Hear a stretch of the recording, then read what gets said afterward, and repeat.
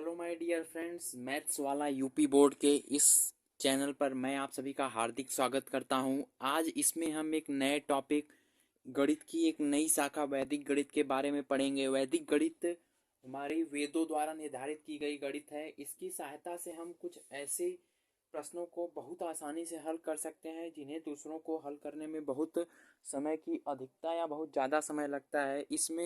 इस वैदिक गणित की इस सीरीज़ में हम मैक्सिमम 20 से 25 वीडियो देखेंगे, जिसमें हम हर वीडियो में अलग अलग टॉपिक का अध्ययन करेंगे। इस वीडियो में हम एक संख्याओं 2 अंक, 3 अंक, 4 अंक, 5 अंक या उससे ज़्यादा अंक की संख्याओं का गुणा देखेंगे, जिसे आपको साधारण विधि से करने में बहुत अधिक समय लगता है। लेकिन वैदिक गणित की इस सूत्र की सहायता से अगर आप इस गुणा को करेंगे तो आपको मैक्सिमम 5 से 10 सेकंड लगेंगे। आइए अब हम इस वीडियो की शुरुआत करते हैं। तो हमारा आज का टॉपिक है संख्याओं का गुणा। इसके लिए हम संख्याओं का गुणा करने के लिए हम लोग सूत्र जो देखेंगे, उस सूत्र का नाम है निखिलम नवतश्चरम दस्तः। इस सूत्र का अर्थ है निखिलम। जिन्होंने संस्कृत पढ़ा होगा उन्होंने वे जानते होंगे। निखिलम का अर्थ होता है संपूर्ण। निखिलम का अर्थ होता है संपूर्ण। नवतश्चरम दस्तः, नवतश्चरम यानी संपूर्ण को, नवतः मतलब 9 से, 10 इसके पश्चात, चरम यानी अंतिम संख्या को, दस्तः यानी 10 से। आप इस फार्मूले पर फोकस न हो, केवल उदाहरण से आपको यह फार्मूला एकदम क्लियर हो जाएगा। इस फार्मूले को, निखिलम नवतश्चरम दस्तः फार्मूले को अप्लाई करने के लिए हमारे पास एक कंडीशन होती है, जो कि है संख्या 10 टू द पावर n। संख्या जो भी हमें दो संख्याएं दी हैं, वह संख्याएं हमेशा 10 टू द पावर n के पास में होनी चाहिए। 10 टू द पावर n के पास में, 10 टू द पावर n हमारा बेस होना चाहिए। n is equal to 1 2 3 4 dot dot dot संख्या। अब हम लेते हैं n की पावर 1, 10 की पावर 1 यानी 10। यानी 10 के लिए हमें संख्याएं मैक्सिमम 11 12 13 14 15 डॉट डॉट डॉट आप कहीं तक भी ले सकते हैं, लेकिन आप इस तरह की संख्या लीजिए जहां तक आपको 10 के पास संख्या लगे। आप ये संख्याएं तो 10 से ज़्यादा हो गई। अब 10 से कम संख्याओं को देखते हैं हम, तो 9 8 7 6 5, 9 8 7 6 5। अब देखिए हम 10 का स्क्वायर का देखते हैं, 101 102 103 104, ये तो प्लस में हो गई संख्याएं। अब हम माइनस में देखते हैं तो 99 98 97 96। आप इसी तरीके से 88 87 85, जहां तक आपको आसानी से लगे आप वहां तक संख्याओं को ले जा सकते हैं। इसी तरीके से 10 का क्यूब इज इक्वल टू 1000।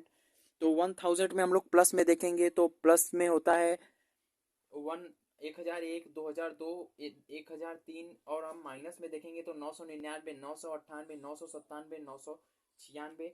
अब हम उदाहरण से आपको एकदम यह फार्मूला क्लियर कराएंगे। अब हम उदाहरण में पहले, इसके लिए उदाहरण को देखने के लिए हम इस यह बाकी पहले की टॉपिक मिटा देते हैं। आइए अब हम उदाहरण से आपको यह सूत्र क्लियर हो जाएगा।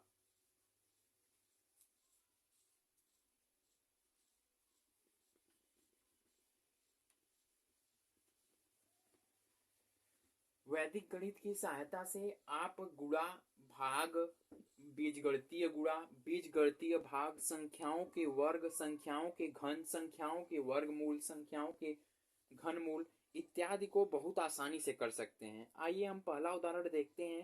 पहला उदाहरण है 107, 107 गुणे 112।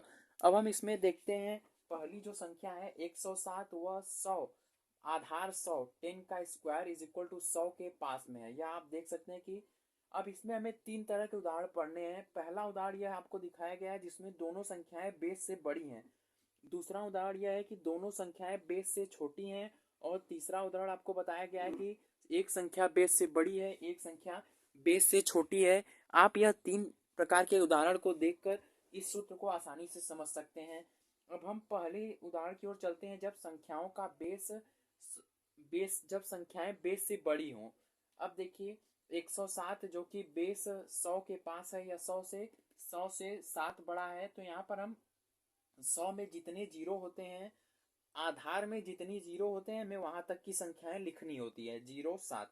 और यहाँ पर 112 संख्या 12, 100 से 12 अधिक है, इसको हम 12 लिख देंगे। अब इन दो संख्याओं का हमें करना है जोड़। 12 सत्ते 84 होता है। 12 में 7 का आप जब गुणा करेंगे तो 84 होता है। अब आपको करना है तिर्यक जोड़, अब आपको करना है तिर्यक जोड़ विथ साइन। अब यहाँ पर आप देख सकते हैं कि +12 और +7 है। अब आप या तो इसको इसमें जोड़कर लिख सकते हैं या आप इसको इसमें जोड़कर लिख सकते हैं। आपको जिसको जोड़ने में आसानी हो आप उसको लिख सकते हैं।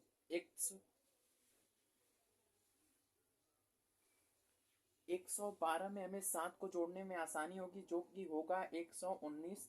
अब हमारा आधार 100 था, यहाँ पर 2 जीरो हैं। अब हम इसको डायरेक्ट लिख सकते हैं 11984। यह हमारा आंसर है। आप इस आंसर को कहीं से भी चेक कर सकते हैं।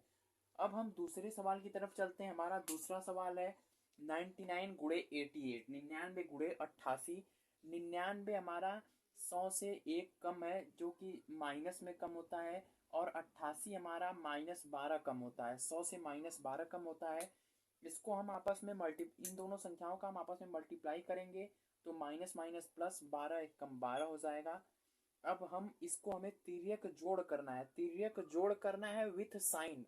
या तो आप इसको इसमें जोड़िए या तो इसको इसमें जोड़िए। 88 माइनस 1 87। अब हमें आधार के में जितने शून्य है उतनी संख्याएं लिखनी है। 12 और 87 को इसी तरीके से लिख देंगे। आप इसका चेक कर सकते हैं, आंसर यही आएगा। अब हम अपने तीसरे उदाहरण की तरफ चलते हैं। तीसरे उदाहरण में एक संख्या अधिक है।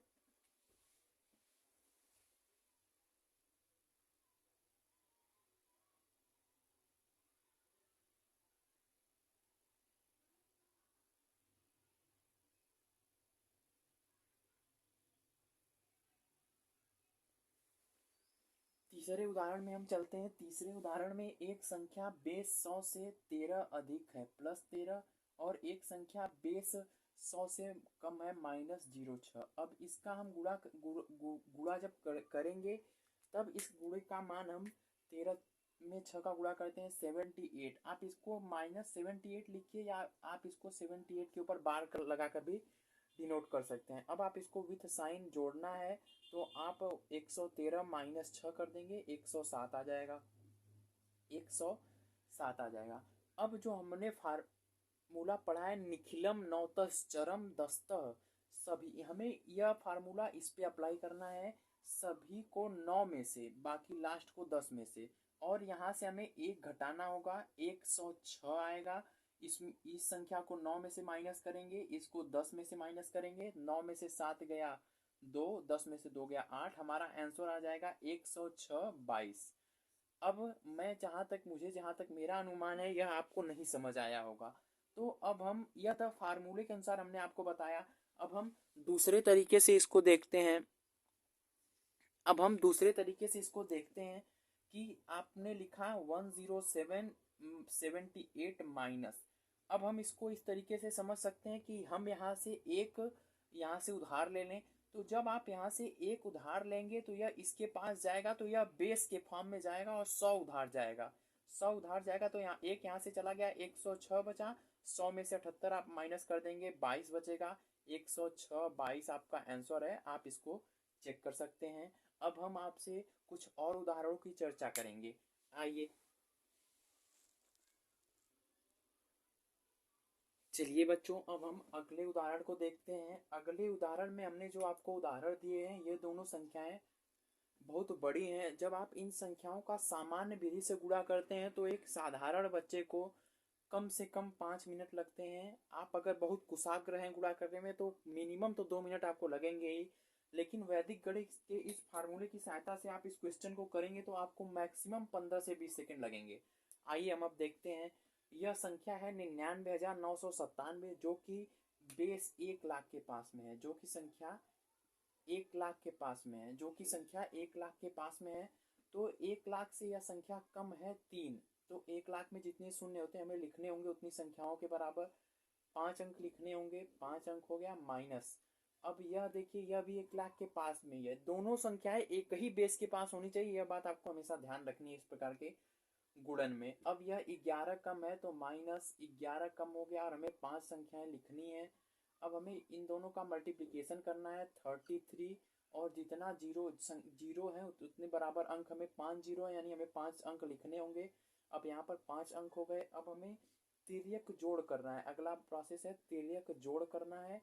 या तो आप इसको इसमें जोड़िए, विथ साइन करना है, या तो आप इसको इसमें जोड़िए। जब आप इसको इसमें जोड़ेंगे 99986 आ जाएगा। अब आप इसको सीधे लिख सकते हैं एक साथ 00033, यह आपका आंसर है। जब आप इसको साधारण विधि से करेंगे तो यह गुणा बहुत बड़ा हो जाएगा। अब हम चलते हैं अपने अगले उदाहरण की तरफ। इसमें हम ये भी संख्या 1 लाख के पास में है, लेकिन दोनों संख्याएं बड़ी हैं। 1 लाख के पास में है और यह 16 ज़्यादा है, तो 1 2 3 4 5 संख्याएं दोनों प्लस में है, प्लस में। और यह संख्या 7 ज़्यादा है, इसको हम 7 लिख लेंगे। इसका मल्टीप्लाई करेंगे, 16 सत्ते 112 होता है। 16 सत्ते हमने 112 लिख दिया, 5 अंक। अब हमें इसको इसमें जोड़ना है, 16 7 23 हो जाएगा, 3023। अब हमने 5 अंक लिख दिया। अब हम इसको डायरेक्ट लिख सकते हैं 23000112, जो कि आंसर है। आप इसे कहीं से भी चेक कर सकते हैं। इसी तरीके से आप और उदाहरणों का प्रयास कीजिए। यदि आपको कोई समस्या होती है इन प्रकार के प्रश्नों को हल करने में, हमें कमेंट करके अवश्य बताएं। हम आपको और प्रैक्टिस मल्टीप्लिकेशन पे बेस्ड जरूर कराएंगे। मिलते हैं आपसे अगले वीडियो में। कृपया चैनल को शेयर, सब्सक्राइब एवं लाइक अवश्य करें। धन्यवाद।